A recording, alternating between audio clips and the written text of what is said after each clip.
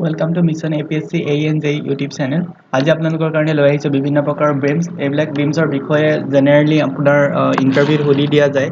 আমাৰ কেই প্ৰকাৰৰ beams আছে সো সেইকাৰণে আপোনালোকৰ কাৰণে আজি টাইপছ অফ beamsৰ বিষয়ে লৈ আহিছো সো ইয়াতে আমি চাম কিমান প্ৰকাৰৰ beamsৰ টাইপছ আছে like cantilever simply supported fixed and cantilevers simply supported তেনেকুৱা বহুখিনি beams আছে টাইপছ আছে সেই গোটেইখিনি টাইপছৰ বিষয়ে আজি এই ভিডিওটোত আমি ডিটেইলছ ডিসকাশন কৰিম সো আপোনালোকে যদি মোৰ চেনেলটো নতুনকৈ আহিছে then please like share and subscribe কৰিব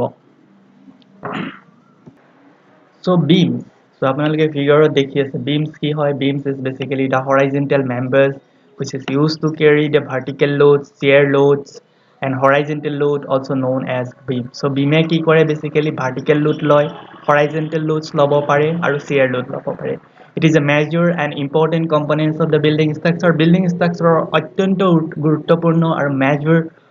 components to হৈছে building structure হেতুই beam হয় বিশেষকৈ horizontal vertical load shear load আৰু horizontal loads লব পাৰে it is used to measure construction like trusses bridge যদি আপুনি bridge বনাব যায় truss বনাব যায় to measure part to হৈছে beams is basically in order to carry the vertical loads vertical loads লয় shear loads লয় and horizontal loads লয় so আপোনাক যদি কোনোবাই সুধে what is beam is a structural horizontal structural members which is used to carry vertical load shear load and horizontal loads okay column আৰু beam difference হৈছে column to কি হয়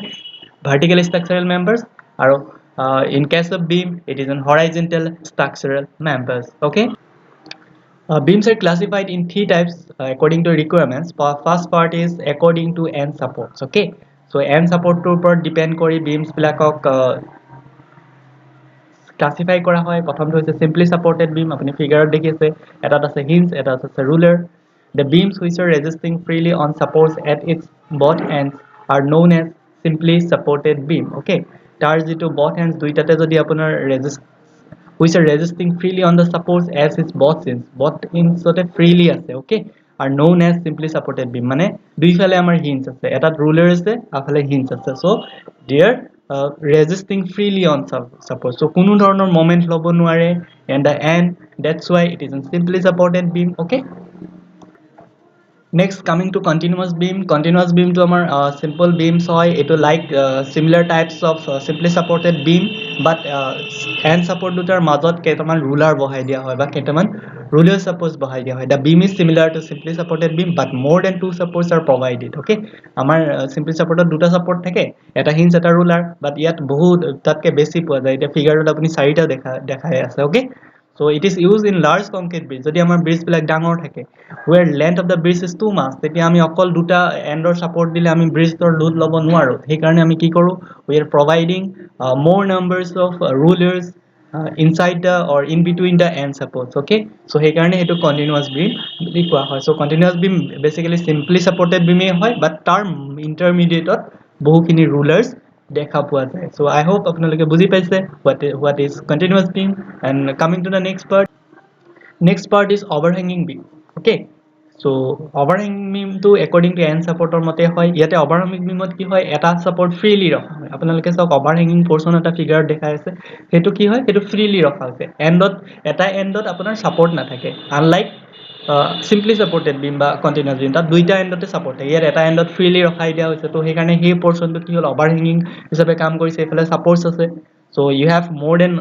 2-3 supports also okay but one portion is overhanging beams are combination of simply supported beam and cantilever beam so cantilever beam ki hoy etu ami in the next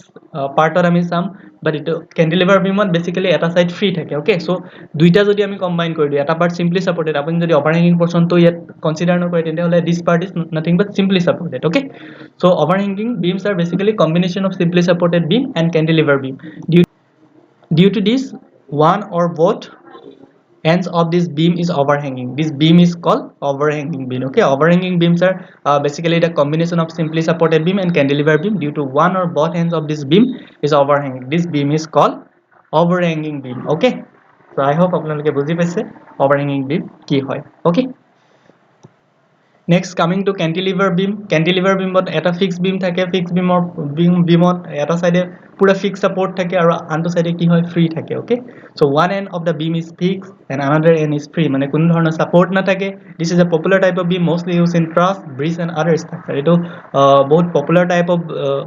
হয়. তো popular types হয় য'ত কি হয় এটা end free থাকে but এটা end fixed থাকে. So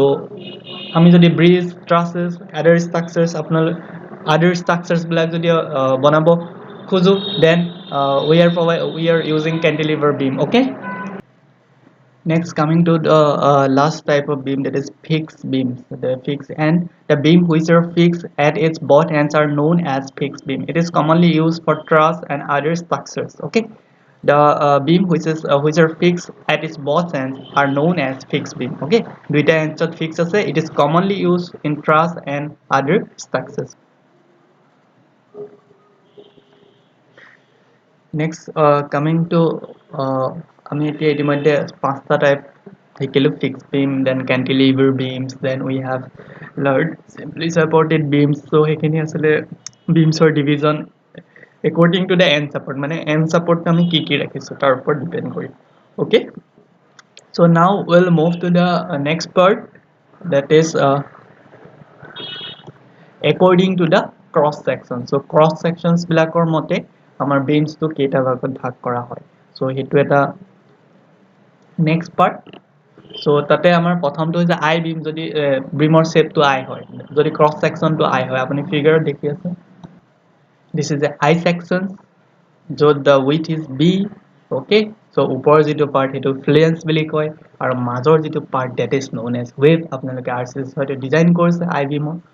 So I beam is a basically symmetrical beam, okay? So symmetry বুলি কোৱা হয় because আমি যদি এটো দুটা টুকুৰাত ভঙাই দিও middle part of, then this will be মানে মাজত যদি separate কৰো, then it will give symmetrical shape, okay? Then another is T beam. T beam to যদি shape to T alphabet to নিচিনা হয়, then it is T beam, okay? So T beam আপোনালোকে দেখিছে বহুত ক্ষেত্ৰত ইউজ কৰা হয় T beam in case of RCC buildings, হয়তো বহুতে দেখিছে T beam to ইউজ কৰা, okay? Next, according to geometry, we have straight beam, jodi beam to straight hoy, then curved beam, and then taper beam, okay? So we have three types of beam. Jodi curved type beam hoy, then it is a curved beam. If it is like a taper mane cross section area to change hoi goi ase, okay, gradually tetia to taper beam hoy. He ketia asile beam type. Jodi apnalokar video to sai bhal lage, then please like, share and subscribe koribo. Thank you for watching.